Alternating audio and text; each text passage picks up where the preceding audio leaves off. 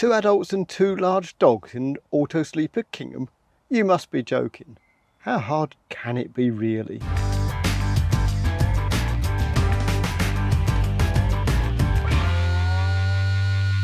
Well, hello and welcome to another edition of Wolfie's Wheels. In today's Wolfie's Wheels, we're away in the Autosleeper Kingham, actually at the Caravan and Motorhome Club site in Southport, and we're away with the two dogs. We've been away for a few days in Wrexham and now we've come up to Southport, and it's a question of how do you really cope in a two-berth camper van slash motorhome when you've got two large greyhounds with you and two adults. Can it be done? What are the problems? We'll just jump in here just for a second and pause the film because it's probably worth just putting in here a little recap about the history or story of Wolfie's Wheels and camping with the greyhounds. So where did the story start to take us to where we are now, and what did we learn on the way? Because that actually is quite interesting insofar as if I knew then what I know now, I could have saved myself quite a lot of money and time and trouble. So it might be worth just shoving that in now. We started off on the camping journey by getting hold of this really nice trailer tent, expedition trailer, actually as it is, to tow behind a Land Rover that we had at the time. And it was actually purpose built to tow behind Land Rovers, with things like exactly the same wheel on the trailer as there is on the car, to save taking spares, etc. It was a pretty big thing when it was put up, as you can see sort of in the pictures, and the dogs really loved it. And we went quite a long way in that one. We went all around the Scotland, which is probably now going to be called the North Coast 500, a lot of that route, and we went to Keswick in the Lake District several times, and it was very good. However, after a particularly wet and cold holiday in a tent, we decided to upgrade to this Mercedes-based Heimer motorhome, and that was a real step forward in terms of luxury. And we did about 10,000 miles in that over a couple of years, all over the continent, albeit without the dogs, and quite extensive UK touring with the dogs.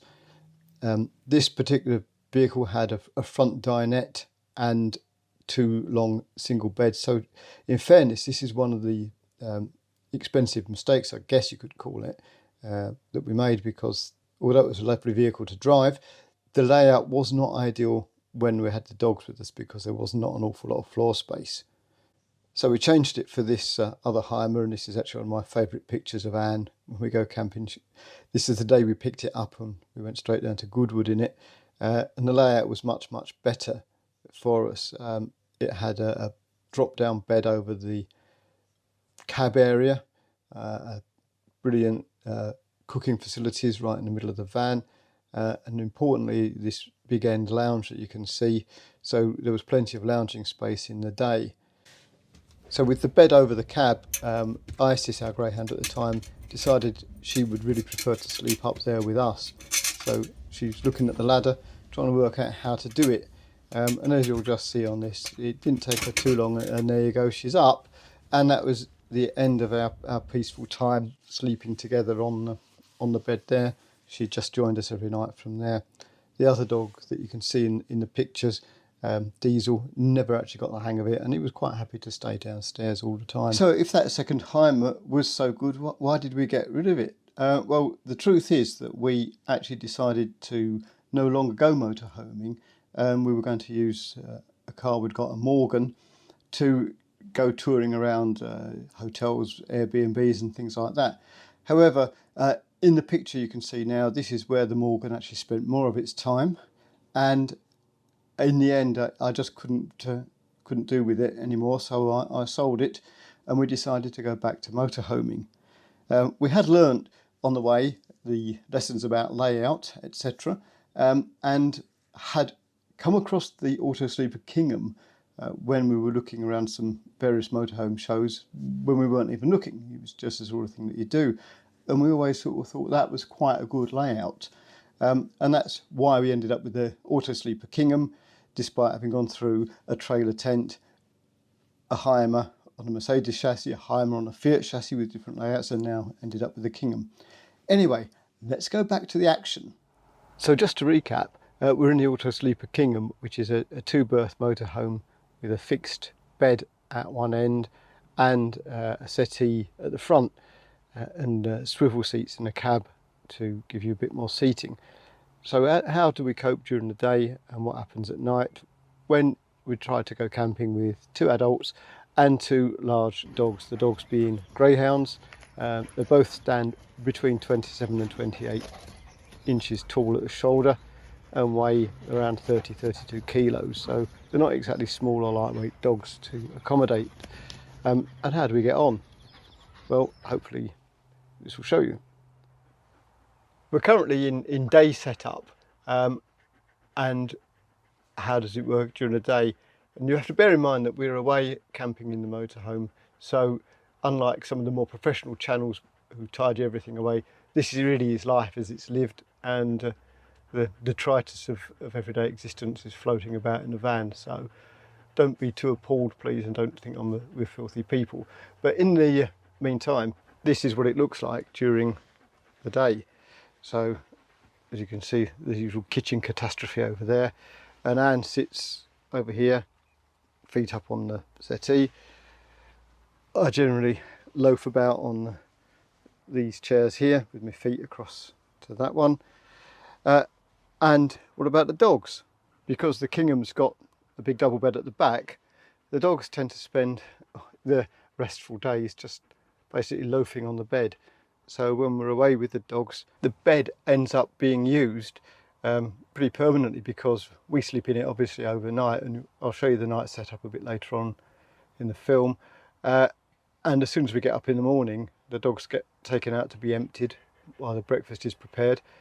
The van is put into day mode, which basically means putting a big blanket over the bed, and then the dogs get on it, and kind of the bed is in constant use really. And as you can see sort of down here, there is actually absolutely stacks of floor space, you know, to wander around in, and you can still easily get into the wardrobe and the fridge and to the cooker, etc. I mean, realistically, the dogs are just kind of not really in the way at all. One of the things with the Autosleeper Kingham is it doesn't come with any form of screen across this door here, so we use this bit of garden trellis which kind of stops the dogs getting out, and we attach the trellis to the seat belt by using one of these simple tie things. Now in reality that would not stop the dogs from escaping should they be so minded, but with a greyhound they're a bit different to a normal breed of dog insofar as if they did try and get out and they hit that barrier, whilst they could run straight through it, they'd be so scared by the fact they've hit it that they'd just turn around and hightail it back into the van. So we can be quite confident really that they will stop them escaping. It certainly has done so far. We've had a few people ask about how we get on with the bed, with it being sort of slightly narrower and shorter than a standard UK bed. And when I look at or when we look at the night setup, I'll try and get some pictures of Anne and I lying on the bed so you can sort of see how much room there is. So we'll come on to that bit a bit later on. One of the things with motorhoming or camper vanning is sometimes the weather in the UK is not as good, and you can probably see just out the front there it's hammering down with rain at the moment, and it's 8 o'clock at night, and what do? Well, you know, it's pretty much like being at home. We've got the TV on in the background, and you know, the dogs are just kind of peacefully still in bed. Anne's there, and as I say, I'm just in this front seat, lounging back, as is my wont, and all is good with the world. It might be raining, but we're nice and warm inside, and as I said, plenty of room with the dogs. You might be wondering is how we get on with feeding the dogs, and dogs water and things. Well, we always have a little bowl of water just down there, as you can see, for the dogs to drink from. It probably only gets kicked over every other day. We just have to mop it up. But you know, generally the dogs get fed outside, but in the event of the weather being really bad, we just feed them down in this little area here, where we just clear the shoes away, put the bowls down, and the dogs scoff. But as I say, you know, it's just remarkable how peaceful it is in here, really, with the dogs down there asleep on the bed, and lounging over there, and me chilled out in the front. It's now much later in the evening, and in fact it's actually bedtime. So we've now got the van into sort of night mode, which is really just a matter of finding somewhere for the dogs to sleep. So all we simply do is put this throw on the settee. It's really just to stop dogs' fur getting on it, and that's where one of them, mainly Cleo, sleeps at night, and very peaceful she looks already too.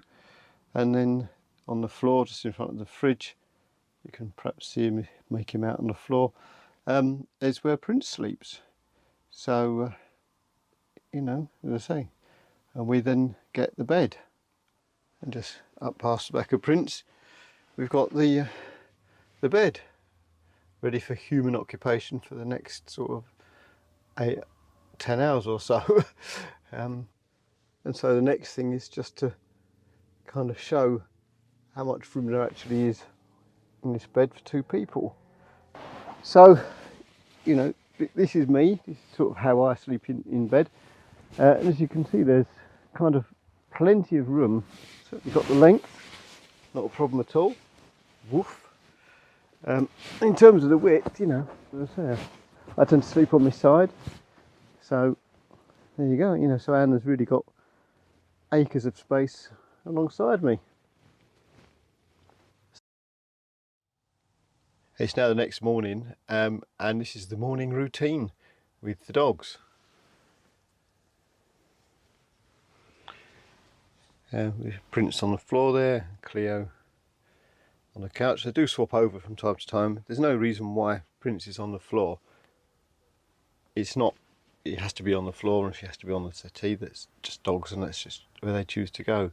They don't sleep in the same bed all night at home either. And down at the other end of the van, you can see clothes piled up on my seat and Anne's seat. So one's a very untidy pile and one's not, and that's just for ease of getting clothes on in the morning. So we now take the dogs out for a walk to empty them, and whoever's left in bed at the moment will make the cup of tea, put the coffee pot on, and then prepare the beds for the day situation, beds and resting area for humans. Anyway, after this, it's then the feeding routine, and that is where it starts kicking off. So we've come back from emptying dogs, and as you can see, it's all nicely back into the how we have it in the day. Coffee's pot's on, the tea's made. What's not to like? So let's release the hounds, and this is how they get on the bed at the end of the van.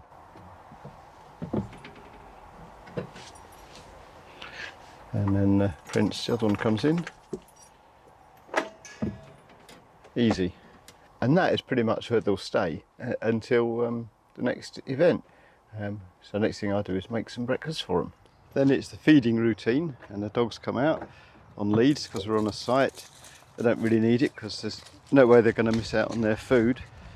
And there you go, straight in their trough. Very badly behaved dogs, because normally they have to wait, but it's not easy trying to film and everything else all at the same time. I think it just went a bit badly wrong today. But basically, that's where the dogs get fed. It's a lovely sunny day. As I said yesterday, if it was raining, they will actually get fed inside. Or we have this wind out awning on the top just there, and that sort of forms a big canopy. But we, to be honest, we very rarely use it. Release the hounds.